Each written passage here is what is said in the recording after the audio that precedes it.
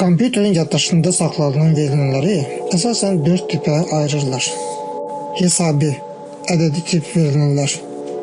Hesabi əməllərdə istifadə olunur. Buraya həmçinin ədədi massivlər, siyahılar, matrislər, hesabi prosesləri yerinə yetirmək üçün istifadə olunan funksiya və alqoritmlər də daxildir. Mətn, simvollardan ibarət verilənlər. Simvol sətirləri, simvol massivləri və s. ola bilər. Məntiqi, ona Boole tipi də deyirlər. İngilis yazıçısı George Boole'un şərəfinə belə adlandırılmışdır. Yalnız true, doğru və ya false, yalan qiymətləri alır. Məntiqi verilənlər şərti və dövrü proqram konstruksiyalarında, məntiqi əməllərdə istifadə olunur. Göstərici, proqramlaşdırma dillərində istifadə olunan xüsusi dəyişən tipi olub, yaddaş ünvanını özündə saxlayır. Yəni, dəyişəndə qiymətin özünü yox, qiymətin yaddaşdakı ünvanını saxlayırlar. Bu isə proqramın daha tez və dəqiq işləməsini təmin edir. Saxlanılması, ötürülməsi və emal edilməsi nöqteyi nəzərindən informasiya iki qrupa bölünür. Analoq informasiya və rəqəmsal informasiya. Analoq informasiya kəsilməz siqnal olub, zamana görə dəyişir. Məsələn, təbiətdəki səslər, havanın hərarəti, cərəyanın gərginliyi, işıq dalğaları analoq informasiyalardır. Analoq informasiyanı vinil plastinkalar, maqnit lentləri kimi informasiya daşıyıcılarında saxlamaq olar. Köçürülən və nüsxələnən zaman analoq informasiya keyfiyyətini itirə bilər. Rəqəmsal informasiya 0 və 1 rəqəmlərindən ibarət olan diskret siqnallardır. Məsələn, kompüterdəki mətn, təsvir, audio və video faylları rəqəmsal informasiyadır. Rəqəmsal informasiya ikili kod şəklində sərt disklərdə, SSD və flash daşıyıcılarda saxlanıla, ötürülə və dəyişdirilə, yəni emal edilə bilər. Rəqəmsal informasiya çox asanlıqla nüsxələnə və köçürülə bilir. O zaman informasiyanın keyfiyyəti itirilmir. Analoq və rəqəmsal informasiyanın əsas fərqli cəhətlərinə nəzər yetirək.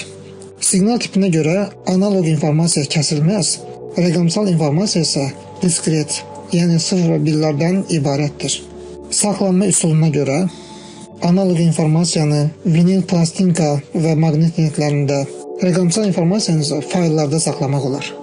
Ötürülmə və nüsxələmə xüsusiyyətlərinə görə analoq informasiyanın keyfiyyəti itə bilər. Rəqəmsal informasiyada isə keyfiyyət itkisi olmur. Emal etmə xüsusiyyətlərinə görə analoq informasiya mexaniki üsulla emal olunur. Rəqəmsal informasiya isə kompüter vasitəsilə emal olunur. Müasir zamanda 21-ci əsrdə əsasən rəqəmsal informasiyadan istifadə olunur. Lakin analoq informasiyanın istifadə olunduğu sahələr hələ də qalmaqdadır.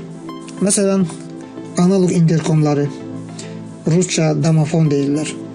Hal-hazırda bir çox mənzillərin giriş qapılarında IP interkomlardan istifadə olmağına baxmayaraq, bəzi yerlərdə analoq izləmə sistemlərinə daha çox üstünlük verirlər. Vinil plastinkalar, audio yazı kolleksionerləri belə plastinkaları qoruyub saxlayırlar. Maqnit lentində kino, bəzi rejissorlar təkrar olunmaz video effektlər almaq üçün analoq lentlərlə film çəkməyə meyl göstərirlər. Analoq saatlar, hələ də mexaniki və kvaz saatlara üstünlük verən insanlar var. Radio, analoq FM radio və AM radio hələ də işləyir. Yəqin ki, bu hal internet olmayan bölgələrdə daha aktualdır. Analoq ölçü cihazları, aqrəbli voltmetr və ossilloqraf kimi qurğular elmi və mühəndis tədqiqatlarında istifadə olunur. İndi isə informatika haqqında danışaq. İnformatika elmi nəyi öyrənir? İnformatika elmi informasiyanın xassələrinin, əldə olunmasının, saxlanılmasının, ötürülməsinin, emalının üsul və vasitələrini öyrənir. Bunun üçün insanlar kompüter texnologiyalarından geniş istifadə edirlər. İnformatika terminini ilk dəfə fransız mühəndis fiziki və proqramçısı Philip Dreyfus elmə gətirmişdir. Philip Dreyfus Harvard Universitetində yaradılmış ilk proqramlaşdırıla bilən Mark I kompüteri üçün proqram təminatını yaradan qrupun üzvlərindən biri, proqramlaşdırma dili anlayışının müəllifidir. O, 1962-ci ildə kompüter elmini bildirən informasiya və avtomatlaşdırma sözlərindən düzəldilmiş informatika termininin istifadə olunmasını təklif etmişdir.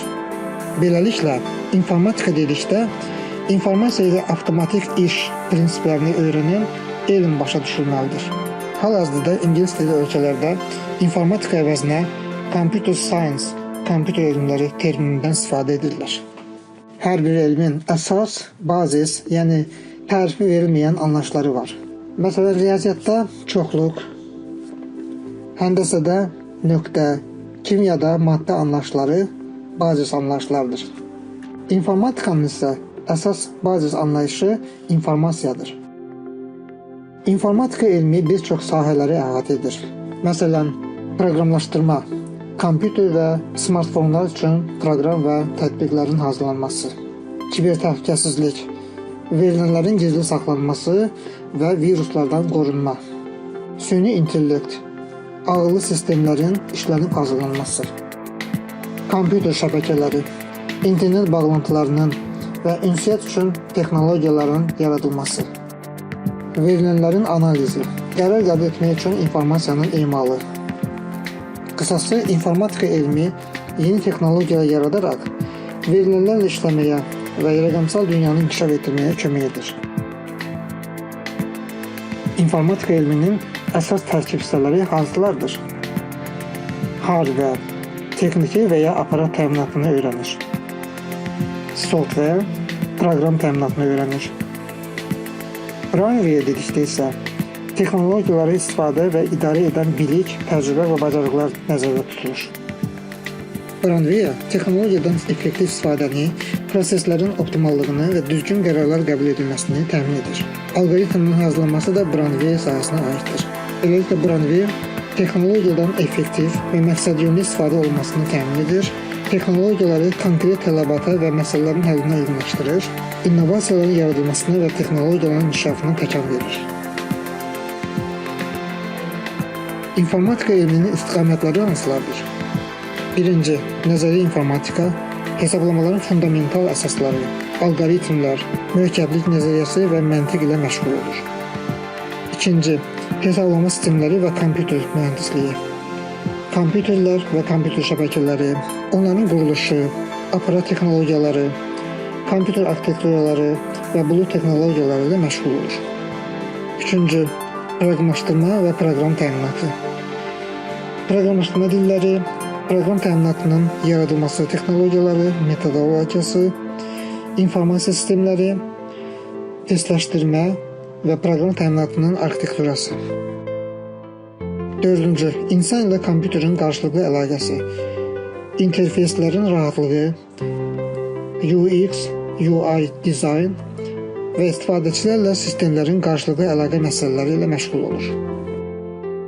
Kompüter şəbəkələri və kiber təhlükəsizlik, verilənlərin təhlükəsizliyi, kiber təhlükəsizlik, şəbəkə texnologiyaları və kriptoqrafiya. 6. Verilənlər bazası və informasiyanın saxlanması, verilənlərin idarə edilməsi metodları, onların strukturu, analizi və emal edilməsi ilə məşğul olur. 7. Robot texnikası və istehsalatın avtomatlaşdırılması, robotların yaradılması və proqramlaşdırılması, proseslərin avtomatlaşdırılması məsələləri ilə məşğul olur. 8. Süni intellekt, intellektual sistemlərin yaradılması, alqoritm və metodlarını öyrənir. Məsələn, üz tanıma, nitq tanıma, özünü öyrənmə və s.